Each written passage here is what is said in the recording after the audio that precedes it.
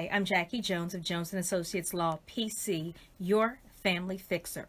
And today we are going to talk about what happens when a loved one falls ill or dies. Who's in charge? Now, I am hopelessly behind schedule, but no one knows that except me and now you. And I had planned to talk about some end of life planning and some things that you should do to keep your life more settled. But I got a text message that really let me know that it was not the time to wait until it came up in my schedule again. It was the time to talk about it right now. Because there are unique family situations. And of course, as attorneys, we tell you a bunch of things about you should have this, you should have that. Maybe you should have a will, a trust, a living will, a power of attorney, one for health care, one for finances, or other things that we advise you about depending on your personal circumstances and situations. But what also happens is that sometimes you have unique family issues that really make it really important that you do that. So let's start with the basics. Most of us have other people in our lives. Whether those people are family members or close friends, we have people who we interact with on a pretty regular basis. Now, you may think that because someone is close to you, that's the person who's automatically going to be in charge of your estate. And you could be right. But sometimes you're horribly wrong. You may have a great friend who has done everything for you and taken care of you for years, and you may be estranged from your family, and yet you become ill, or heaven forbid you pass away unexpectedly, or even after a lingering illness. It may become a situation where these people who don't know you and haven't been involved with you for a number of years come in, and they are now in charge of what happens to your estate. Years ago, especially before gay marriage, it's still so silly saying gay marriage. I mean, it's marriage, but marriage between people who were of the same gender when it was not legal. There was a time where you could live with someone and have a relationship with them, and they'd be the closest thing you have to family for decades. And yet, the family members who rejected you when you found out that you were gay could be the ones to determine whether or not the person you loved could come into the room as you lay dying. The same thing could happen with a house. You could have purchased a house together, and because you weren't married legally, instead of it becoming tenants in the entirety, as we call it, which means that both of you own the whole thing together, which means if one of you pass away, it belongs to the person who's remaining. It could be a situation where the person's dream home that they had built with someone they love now half belongs to a bunch of strangers. So it's very important that we think about not only creating the right documents in the right environment, but what happens if we have nothing set up? So of course there are some basic things. For instance, you may have parents. For many of us, or you, because I'm not quite as young anymore, but many of you who are younger, your parents are your likely next of kin, right? You have parents, you have siblings, but you don't have a spouse, you don't have children, and it makes sense that they're your next of kin and they're the ones who are going to inherit. But what if you've reached a point in life where maybe you are married? Well, now that marriage supplants, it's a good word, your parents, and now the person you've married is your natural heir. But let's say you and the person you married have children together. Well, your spouse is still your natural heir. But what if you have children from a previous relationship? Well, now suddenly your spouse may be entitled to, in Pennsylvania, the first $30,000 plus half of everything else remaining, and your children are entitled to the remaining half. So knowing how this works is really pretty important. And right now I'm working on a prenuptial agreement, and sometimes these decisions need to be made before marriage. But one of the situations that my friends and I were kikiing about is something that is very common in many communities where people are separated for decades but never get divorced. You all know them. Auntie and uncle who you have remembered from your childhood, and you think they're divorced because he's been living with somebody else for 20 years and she has new children by someone else, only to find out when they die that they never were divorced. Yes, that's right. The people who you never divorced could be in charge of your estate, and they could be the heirs to everything you have, even over and above the person who you are now with. So there are some ways that you protect yourself, and there are things to think about. First and foremost, most people do not just up and die anymore. And I say this because I was trying to see the list of who's watching, and I totally can't see any names. So say hi to me so I know you're here. Most of the people nowadays don't just die. We have amazing medical science nowadays, and you can actually live for much longer. And so what happens is people do things like they come and say, I want a will. And a will is great because it helps us to know what happens if you were to pass away. But they forget that they're likely to be injured or have some kind of illness before they die. So, for instance, I may have a situation where I have a tragic accident and I may have swelling on the brain. Now, what they used to do is say, these next 24 hours are critical. Let's hope her brain doesn't swell too much. Now they can put you in a medically induced coma wherein you won't be able to do anything for a short period of time, but when you come out, you actually are able to function again. What happens to your whole life if no one can pay your bills? What happens to your medical care if no one knows what you would want to happen? So before you even think about whether or not you need a will, you should think about things like power of attorneys. Some people like living wills where they can say directly to the medical professionals, I don't want this, I don't want that, I want this, I want that, and that's fine for them. Other people, like me, prefer to allow people who know you, love you, people that you trust to make these decisions. I want them to make decisions because the doctor may say, hey, look, this is not going to change her quality of life when she comes out of it. So we think you should take this extraordinary treatment because it's not so extraordinary anymore. It has great results. I don't want them refusing a special treatment for me that might save my life and may give me a rich quality of life because I have previously checked some boxes. Okay. Now, I really wish you guys would say hello to me so I know who you are. I feel like I'm talking to someone other than myself. But the other thing is, in addition to wills or healthcare power of attorneys, you have to think about things like financial power of attorneys. Why is that important? Do I want to spend time in the hospital and come home to my house being foreclosed on because nobody could pay my bills? Because I have money coming in every month, maybe from Social Security or a pension, but nobody could access the checkbook and write checks? You don't want to lose everything while you're suffering through an illness. And you don't want to be trying to keep track of all your bills from your hospital room or your rehab center. And so having a power of attorney helps so that when the worst happens, if it happens, you are already prepared. That is also important because a power of attorney is your wishes and it supplants the secret spouse that you never divorced 30 years ago because somebody told you it was going to cost $300 and now it costs $3,000 and you don't have the money. I mean, I don't know why the people don't get divorced, but we all know that people have been married for decades, decade upon decades, and they never, they have married for a decade and decades, and they have never, ever been divorced. Hi, Rochelle. Glad you've joined us. And we all know them. Some of you don't even realize you know them, but we all know them. Now, the other thing to think about is children.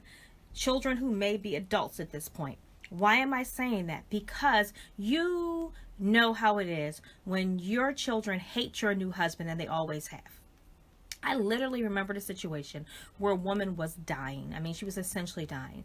And her husband and her children had separate times that they could visit at the hospital. And in fact, the visitors were team. Either they'd come with during husband's time or they come during children's time. And actually there was even a dispute because some of husband's family came with the children during the children's time, and husband was mad because he felt like his family was choosing them over him because they came during their visitation time.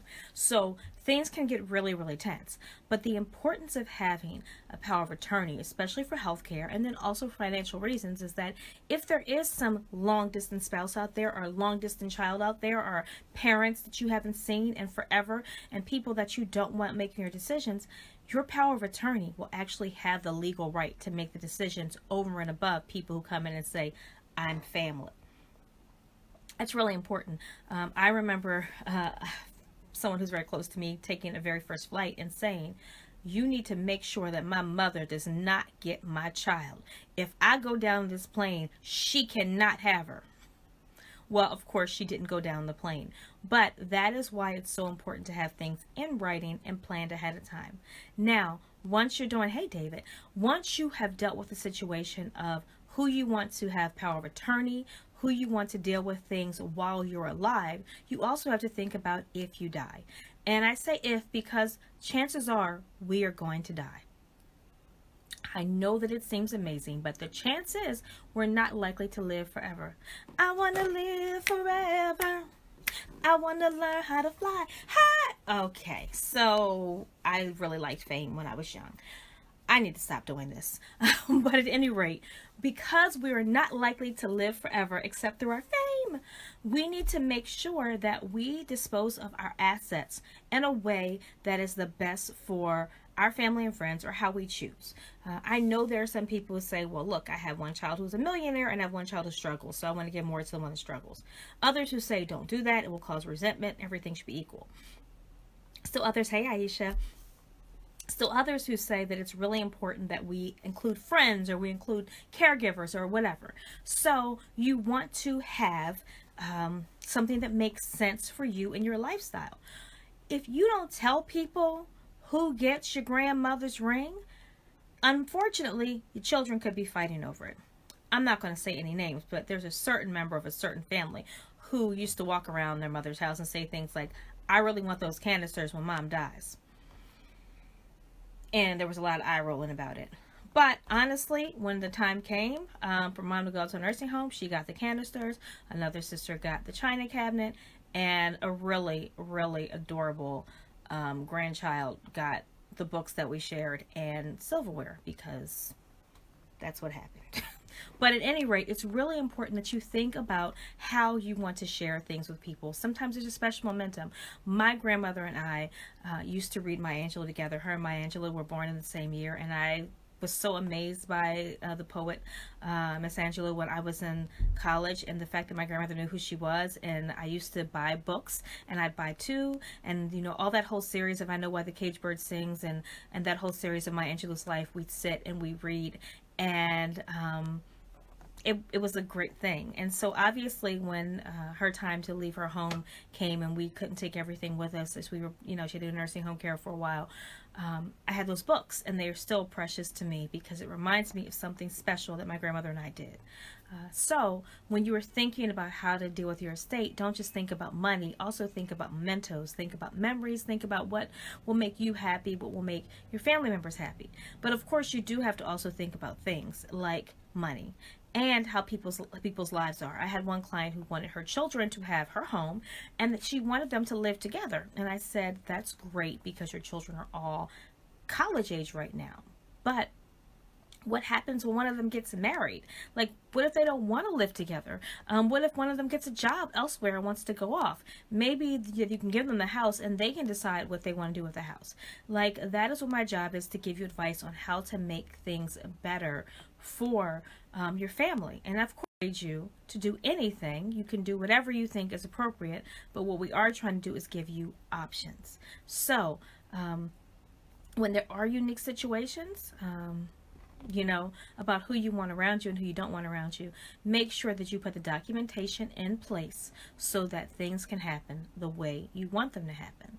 So that is the basics. The basics are that if you don't decide, the state decides. And what I mean by that is they decide who gets your money, who gets your things. So if you don't want it to go first to your spouse, then to your children, you want to write that down.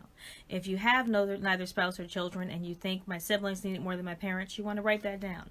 If you think you have a really good friend and you want to give things to your friend, you want to write that down. And you want to make sure these are legally binding, not just documents you pick off the internet somewhere that may not be binding in your state.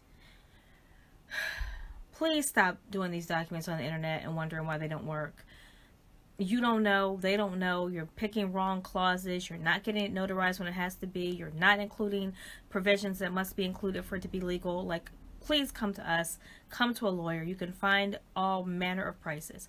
Now, for those of you who are interested in how I handle these things, as a general proposition, there is deluxe service where you can have all of my time and attention and hourly rates, and there's also a much more reasonable service where we charge a flat rate to do each document. And included with that flat rate is we have a quick initial consultation. We discuss what you'd like. I draft the document, give you a chance to look over it. We make a change, and then you're able to get it notarized, signed, to do all those sort of things. That's pretty standard, but it's also pretty inexpensive to do it that way. So if you have not made these life plans, if you are still wondering what will happen if I get ill, who will take care of my household, who will make sure my bills are paid, who will talk to the doctors and make sure I'm receiving treatment, if you're wondering about if I pass away, who will make sure my house is handled, what will happen with my minor children, how will I make sure that the spouse that I left 20 years ago but haven't divorced yet does not take everything from the people who I love. It's very important, if those cases are happening to you, that you seek an attorney right now. So I'm going to give you guys just a few seconds. If you have questions, feel free to drop them here. And of course, if you are not watching the live, feel free to drop your questions in or hit me up in the DMs. Are they still called DMs in Facebook? I mean, I don't know. But, you know, DM sounds way cooler. So I'm giving you a couple seconds, letting you put any questions you want to ask right now. But if you are watching in replay, do me a favor, hit hashtag replay so I know that you watched, and put it in the comments and let us know what you thought. So again, I'm Jackie Jones of Jones & Associates Law PC, your family fixer, and that's it for today. However, I'm going to go over to my private page shortly, and I'm going to talk about some controversial legal stuff that might have your head spinning. So when you see me come live on my personal page, be ready. You have a great day.